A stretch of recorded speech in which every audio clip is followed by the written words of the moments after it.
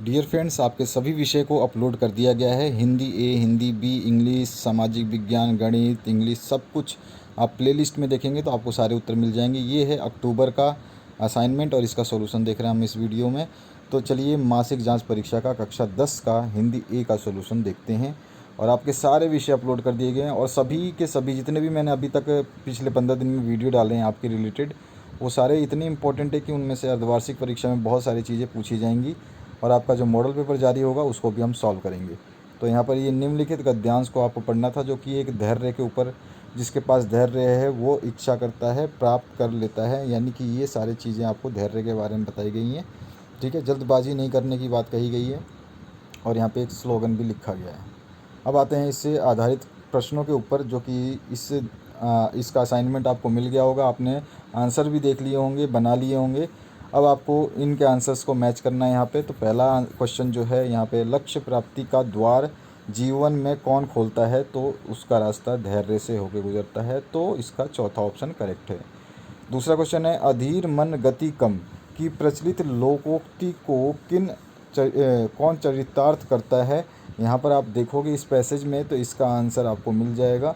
कौन चरितार्थ करता है, यहाँ पर ये देखिए, इसको कौन करता है? वास्तव में अधीर को जो है जल्दी जल्दी करो किरट लगाते हैं जो, तो यहाँ पर जो जल्दी जल्दी करो ये आंसर आ जाएगा।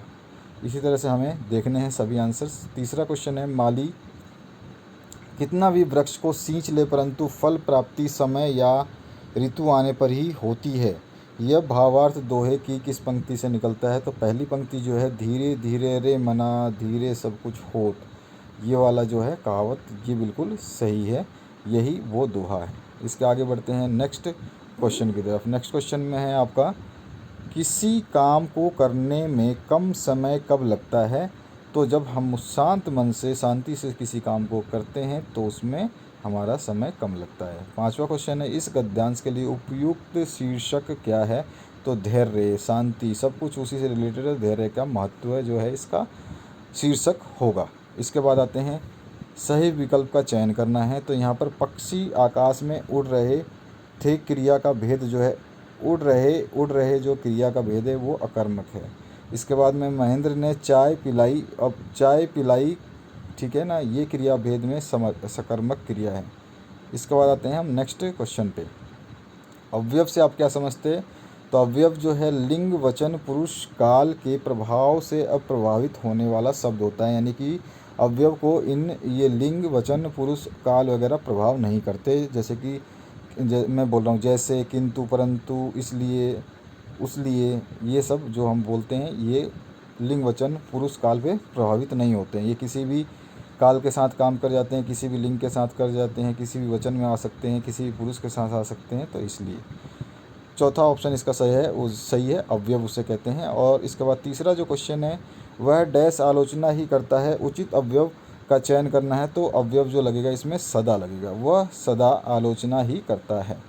अब उसके बाद में आते हैं हम नेक्स्ट क्वेश्चन पे। यहाँ पर है, इसमें से कुशल का पर्यायवाची कौन नहीं है? नहीं होता है तो कुशल का पर्यायवाची जो है कपट नहीं होता, बाकी निपुण होता है, दक्ष होता है, चतुर होता है, ये सारे पर्यायवाची हैं कुशल के। किन्हीं 4 प्रश्नों के उत्तर देना है। हमने सारे उत्तर किए हैं, आपको पूरे के पूरे मैं सॉल्यूशन बताऊंगा ताकि आप कोई गलती ना करें बोर्ड एग्जाम में। गोपियों ने उद्धव से योग की शिक्षा कैसे लोगों को देने की बात कही है? तो गोपियों ने योग की शिक्षा जो जिनका मन चंचल वगैरह है उन लोगों को देने की बात कही है, जो एक जगह टिकता नहीं है और उसी को, मतलब उसने जिसको जो है कृष्ण से कोई भी स्नेह नहीं है, उन लोगों को जो है ये बात कही गई है कि भाई आप ये दे दो उसको उपदेश। दूसरा, उत्साह कविता में बादल किन किन अर्थों की ओर संकेत करता है? तो ये मानव जीवन क्रांति लाने की ओर भी संकेत करता है। उसके अलावा ये आपका मानव की पीड़ाओं को दूर करने की ओर भी संकेत करता है और संघर्ष के लिए प्रेरित भी करता है और परिवर्तन लाने के लिए भी प्रेरित करता है या संकेत करता है। तो इस तरह से आपका नेक्स्ट क्वेश्चन है, सूर्य कांत त्रिपाठी निराला की आंख फागुन की सुंदरता से क्यों नहीं हट रही थी? तो मनुष्य का वैसे भी स्वभाव होता है कि कोई भी चीज़ जो खास होती है, सुंदर होती है, उसको देखता रह जाता है और आंखें उसकी उस पर टिकी रह जाती है। उसी प्रकार से जो कवि है वो भी फागुन की सुंदरता उसकी मादकता उसके यौवन के अधीन हो जाता है और प्रकृति प्रेमी होने के कारण वो जो प्रकृति सौंदर्य ढूंढ लेता है और चाहते हुए भी फागुन की सुंदरता से अपनी आंखें नहीं हटा पाता। इस तरह से इसका आंसर हो जाएगा। नेक्स्ट है, मूर्ति पर सरकंडे का चश्मा क्या उम्मीद जगाता है? मूर्ति पर सरकंडे का चश्मा उम्मीद जगाता है कि हमारे देश के लोग, खासकर युवा और बच्चे के अंदर देशभक्ति की भावना अब भी बरकरार है और युवा और बच्चे किसी भी देश का भविष्य होते हैं। अगर इनके अंदर अपने देश के लिए प्रेम व सम्मान है तो हमारे देश का भविष्य उज्जवल और सुरक्षित है। ये उसका संकेत है, वो ये बता रहा है। पांचवा क्वेश्चन है, बाल गोविंद भगत के खेत में जो कुछ भी पैदा होता था वे उसका क्या करते थे? तो जो कुछ भी पैदा होता था वो सिर पर लाद करके उसे कबीर पंथी मठ में ले जाते थे और वहाँ से जो कुछ भी भेंट स्वरूप मिलता था उसे प्रसाद के रूप में घर ले आते थे। इसके बाद है नेक्स्ट क्वेश्चन आपका, किन्हीं 4 प्रश्नों के उत्तर देने हैं लेकिन हमने इसमें सारे दिए हैं। उद्धव के व्यवहार की तुलना किस किस से की गई है? तो उद्धव की व्यवहार की तुलना 2 चीज़ों से की जाती है। उसमें एक तो है आपका वो जो कमल की पत्ती होती है उससे, और एक तेल लगे हुए मटके से।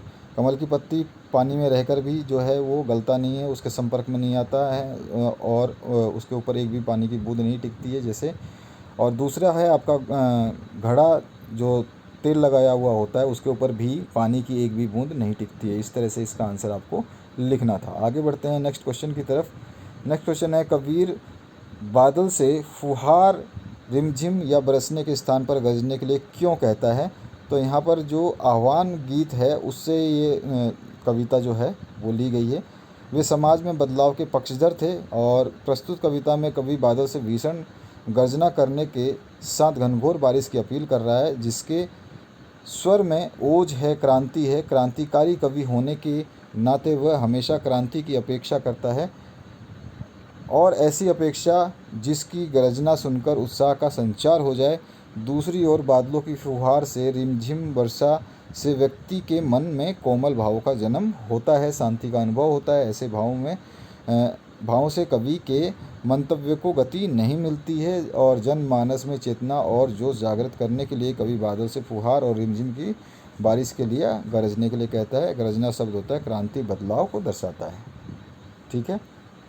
प्रस्तुत कविता में कवि ने प्रकृति की व्यापकता का वर्णन किन रूप में किया है ये आपको बताना है। तो कविता अट नहीं रही में से ये जो है निराला जी ने जो है फागुन के सुंदरता और मादकता को बहुत ही खास प्रभाव से दर्शाया है, जिसमें पहला पॉइंट के अगर हम हिसाब से बात करें तो इसमें फागुन के प्राकृतिक सौंदर्य का प्रभाव सर्वत्र व्याप है।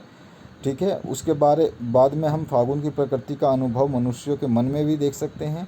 उसके बाद में इतना प्रभाव है कि सर्वत्र उल्लास और उत्साह दिखाई देता है और सब लोग प्रसन्न रहते हैं, प्रफुल्ल रहते हैं और फागुन इतनी अति शोभा है कि कहीं भी समा नहीं रही है।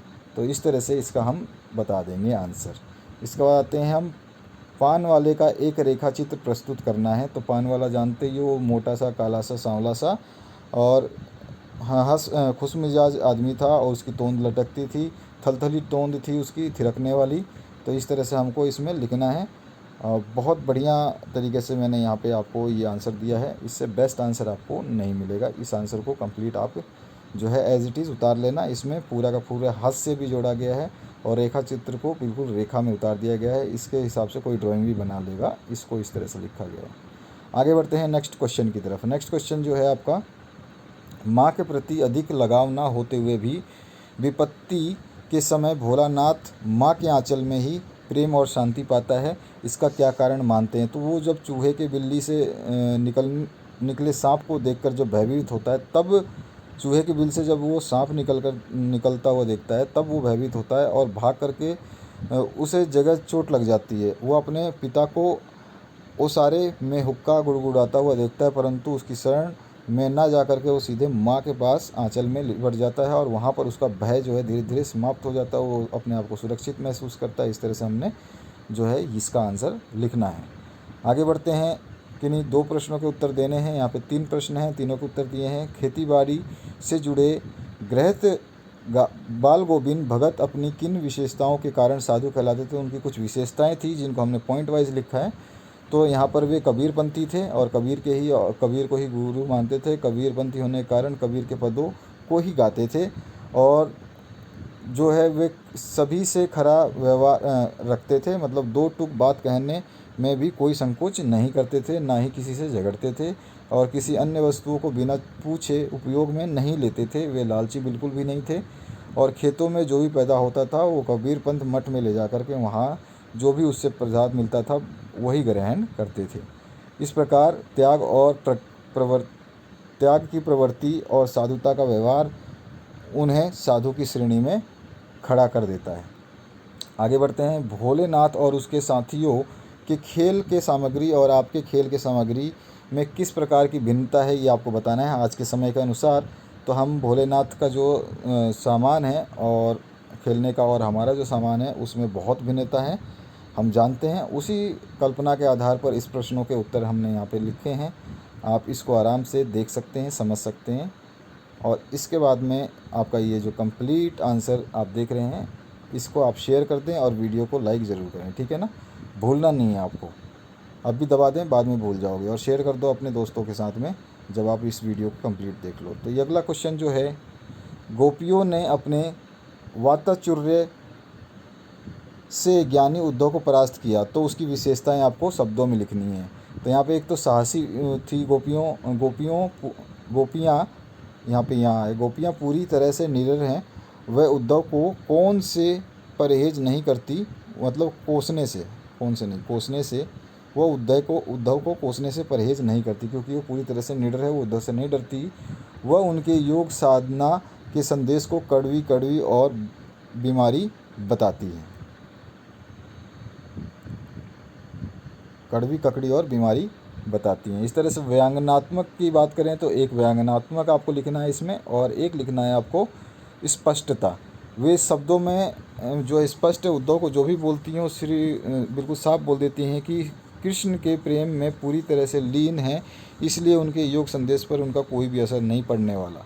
ये था इसका पूरा सॉल्यूशन और आपके सारे सॉल्यूशंस के लिए प्लेलिस्ट देखना ना भूलें ताकि आपको आसानी से सब कुछ याद हो जाए और सब कुछ आप एग्ज़ाम में अच्छा कर पाएँ आपके बोर्ड एग्ज़ाम में। वीडियो को ज़रूर शेयर कीजिए, लाइक कर दीजिए। Thank you very much, have a good day.